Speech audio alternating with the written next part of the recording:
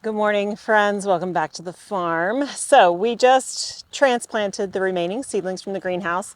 We've got the Orlea in as well as the Sinoglossum in a couple different places, which is kind of nice to have small patches of that. Because on a lot of the beds, we've got, the bed full except for maybe 5 feet. And so it's nice to put something as an end cap on those beds. So what we've got here are some of the crates we're going to need for our tulips. They actually arrived this evening, and I wanted to get the crates set out so that we can plant them up tomorrow. Wednesday, the big storm starts, and that's going through Saturday. So it doesn't look like it's going to be, again, a ton of rain, maybe an inch over those 3 days. But again, high winds. So that's just how it is this time of year. So what I'm doing with these crates, these are, well, I have a lily crate here, you can see is deeper than this is a tulip bulb crate. That's because lilies, if you're going to grow them in crates, need much deeper depth to be buried. With tulips, they don't really care. So I've got 4 crates here right now. I have 2 more coming in the shipping order, and I have 700 bulbs. So I think I'm going to need 1 more crate, which I do have at home that doesn't have anything in it. I have a couple more here too, but they do have things stored in them, and I kind of would rather just leave them. So what we're going to do tomorrow, and we'll go over this when I do it, is basically just do a light lining of newspaper just to hold the soil in, and then we'll put a small layer of soil on the bottom, about 1.5 inches, 2 inches. And we've got plenty. We've got a big pile of compost over there. And then we will place all the bulbs and then cover them up to the top. Now, the reason I have them here in this location and some of them on this table is that tulip bulbs are edible and apparently very tasty to lots of critters. And so whenever I plant tulips, I have to protect them to keep them from being eaten. So last year we put them in the 8x4 raised bed and covered the whole thing with 1/4 inch hardware cloth, and nothing got in. We can't repeat the placement of the tulips. If you want to avoid something called tulip fire, you need to rotate your tulip crops if you're growing them as annuals and not plant it in the same spot for 7 years. So crates is a great option because you just empty out the soil and you don't have to worry about that. So there's going to be 3 crates on the table. That's all I can fit. They'll be up high. Nothing really will get to those at all. And then there will be 4 crates on the ground. But in this wide, 5-foot wide pathway here, there's no cover here for overland mice and rodents. And I have found they don't even dig holes in here because, well, first of all, we've got cardboard and about 7 inches of wood chips. Their homes tend to be behind the camera and down there outside the fence. And they come to the sides, the edges of these beds on the edge, they get picked off, but most of the stuff in these beds doesn't. And that's because in order to get to these beds, they have to expose themselves to open sky with no cover. And we have hawks and owls for nighttime, and we have vultures, etc. So, so far so good. I will keep an eye on these. If I do notice they're starting to be dug into, and also we don't have any squirrels on the property. I know they exist out here because I see them in the trees, but they don't come running through here. So anyway, I can always cover them, cut 1/4 inch hardware cloth and cover each crate if need be. So basically I just wanted to lay these out for now. We will bring the bulbs out tomorrow and plant them all up. And then we're done except for the first week of December. That's the only thing we're waiting on is those trays of seedlings. And we have we have an entire bed that's open ready for them. We have a bed over here that is ready for larkspur, one for the poppies, so partials of the beds. So we have plenty of space still ready for those seedlings. They're already marked on the map. But everything else is looking really good.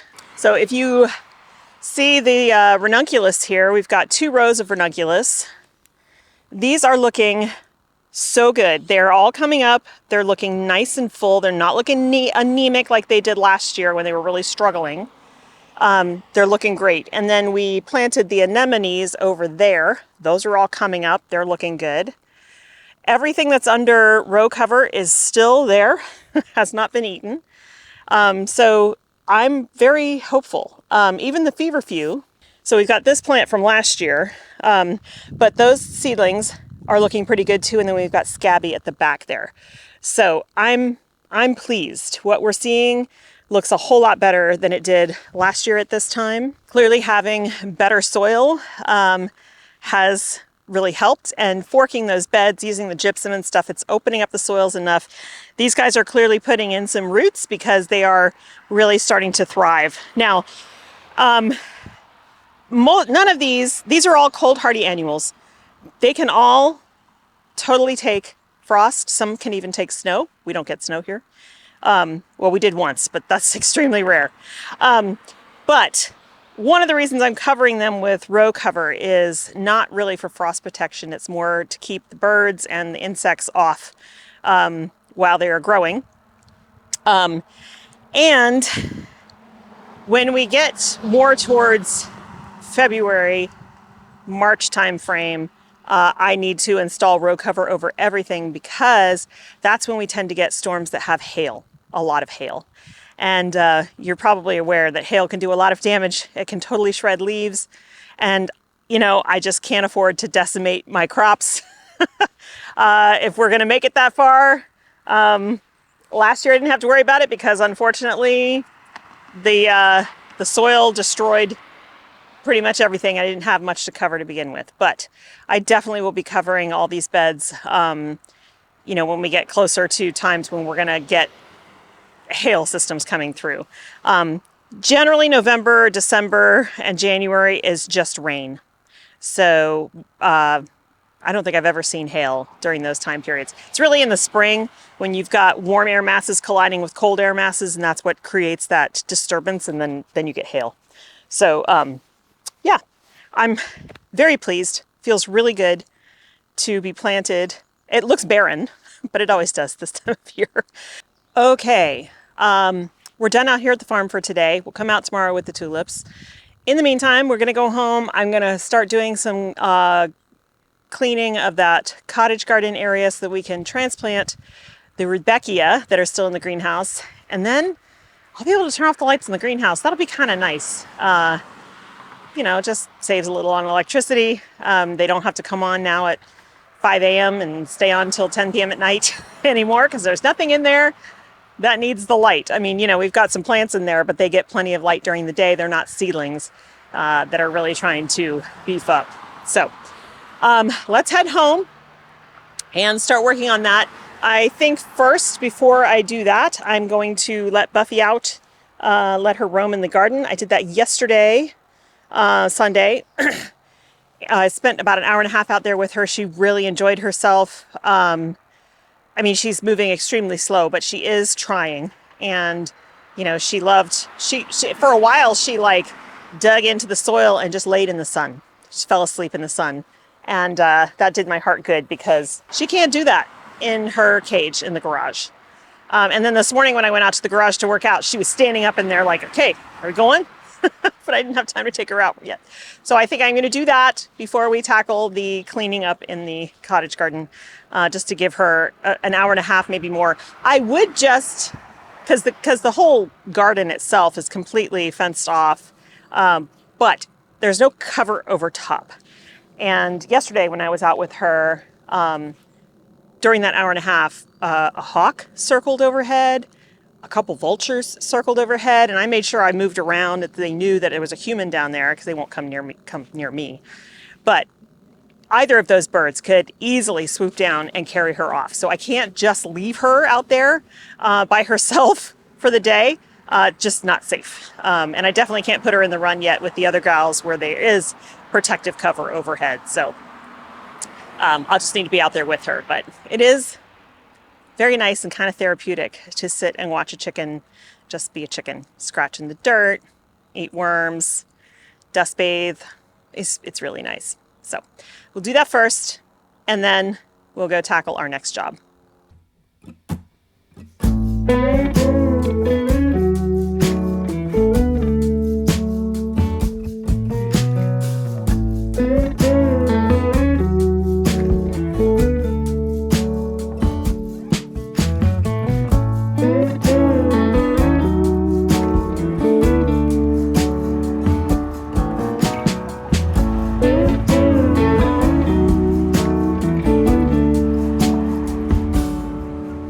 Okay, we're back in the garden. Buffy's right here next to me, enjoying some sweet alyssum. We're going to do a little bit of planting out here while we're out here letting her enjoy her outside time. We have two plants that we're going to put in. They're both California natives. This first one is a lupin. It has purple flowers and it gets up to 6 by 6, so it gets big. However, you can control their size. If rats eat this, they'll die. Lupins are poisonous. So I have two of these. And these plants are going to go along the fence line. Oh, look. She is very much enjoying her time. Laying in the sweet alyssum and eating it. That's hysterical. Next plant is a California native also. This is the Catalina currant. As you can see, it's got this really pretty glossy leaves. In late winter, early spring, it gets reddish, pinkish flowers all over it that then turn to berries, to currants.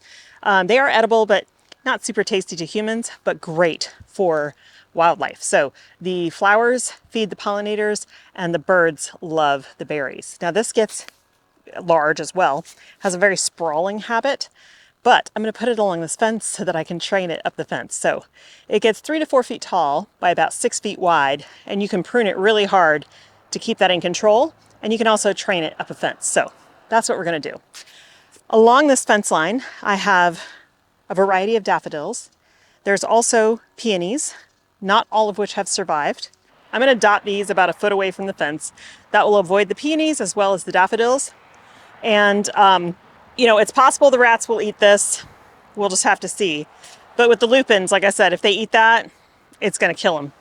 Those are highly toxic. So I do have to watch the chickens if I let them out, not for them to not eat the lupins. Most of the time, animals are smart, but sometimes they aren't. When I occasionally let them out, I keep a good eye on them anyway.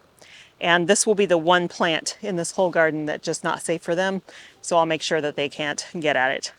So I'm going to go ahead and get these guys in the ground while Buffy continues to enjoy eating her sweet alyssum and laying in it.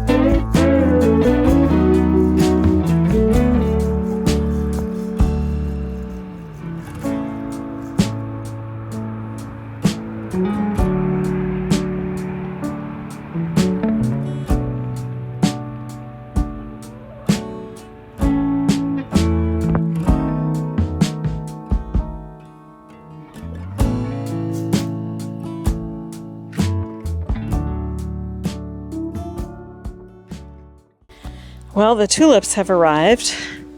There are 7 bags of 100 in here. We'll go over the varieties tomorrow. But no crates, so they must have run out of crates. That's a bummer. I'll have to dig around, see where I can find some crates that we can use for the tulips. I can also just pop some in beds, but they're not as protected that way. So we'll see. I'll see what I can find in the greenhouse. I use the crates for storing things like pots and stuff, so but we'll work it out. Anyway, I was going to try to do that cleanup in the cottage garden, but the headache I've had all day is getting worse, so I'm going to need to wrap up.